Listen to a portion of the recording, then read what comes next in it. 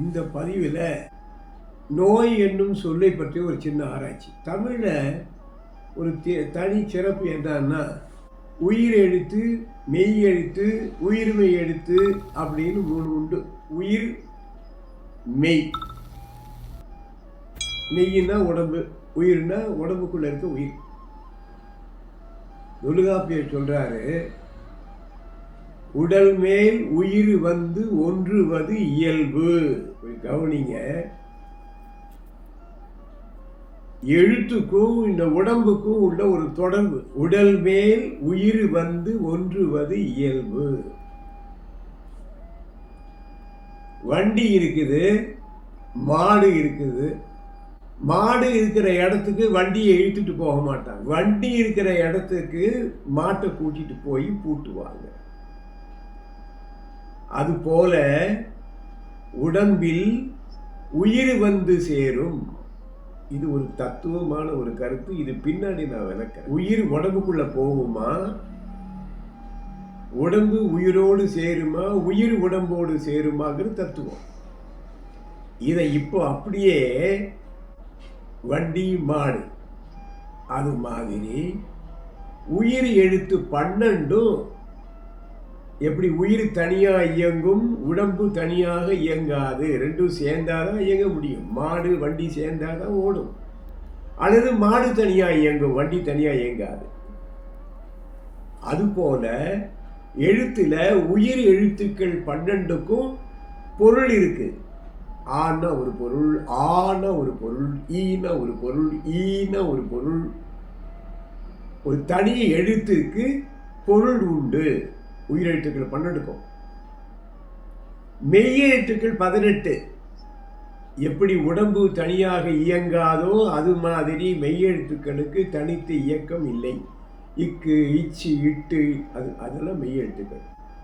வண்டியும் மாடும் சேர்த்தா வண்டி ஓடும்.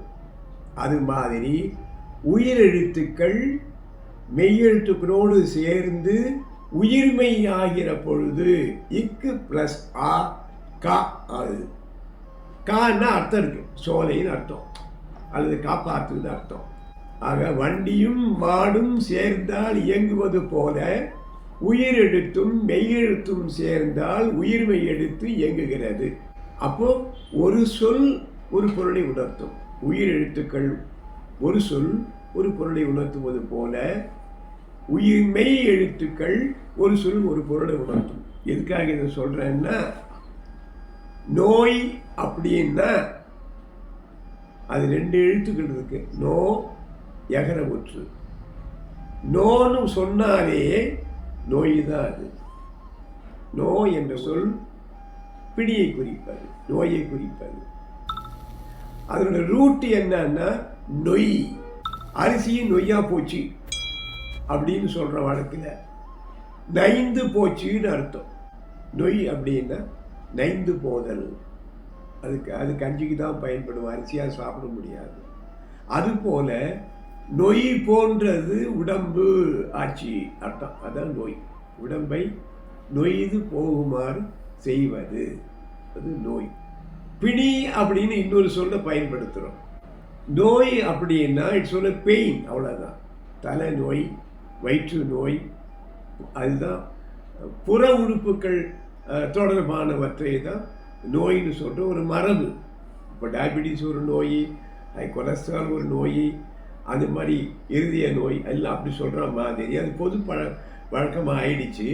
நோ அப்படின்னாவே வலி, அவ்வளவுதான். பிணி என்பது உடலை விட்டு பிரிக்க முடியாது, பிணிப்பது, பற்றுவதுன்னு அர்த்தம். பிணி அப்படின்னா பற்றுவது, உடம்பை பற்றுவது, உறுப்புகளை பற்றுவது. அது பிணி. உடம்பை பற்றினால் அது நோய். இப்படித்தான் கொள்ளணும். இந்த கேன்சர் அப்படிங்கிறது ஒரு பிணியாக சொல்லுவோம். டிபி இது மாதிரியானலாம் எளிதிலே குணப்படுத்த முடியாதவற்றையெல்லாம் ஈஸ் டிசீஸ், அன்கம்ஃபர்டபுளாக இருக்கிறது டிசீஸ். டிசீஸ்ன்னா ஒரு நோயின்னு நம்ம அழைச்சிக்கிட்டோம், இல்லை. டிசீஸுங்கிறது பிணியோடு இருக்கிற நிலை, அன்கம்ஃபர்டபுளாக இருக்கிறது, அதான் டிசீஸ். ஈஸியாக இல்லை. ஈஸி சேர்னு சொல்கிறோம். ஈஸி சேர் ஈஸியாக இல்லாமல் இருக்கிறது டிசீஸு, அன்கம்ஃபர்டபுளாக இருக்கிறது. நோய் என்பது அப்படித்தான். பிணி என்பது பற்று, கொஞ்சம் சிரமம், நீக்குவது கொஞ்சம் சிரமம். இதில் பற்றுவதற்கு பல காரணங்கள். எந்த நோயாக இருந்தாலும் மனிதனை பற்றுவதற்கு பல காரணங்கள் உண்டு அப்படிங்கிறது என்னுடைய கான்செப்ட். இதை நான் பின்னாடி விளக்கிறேன்.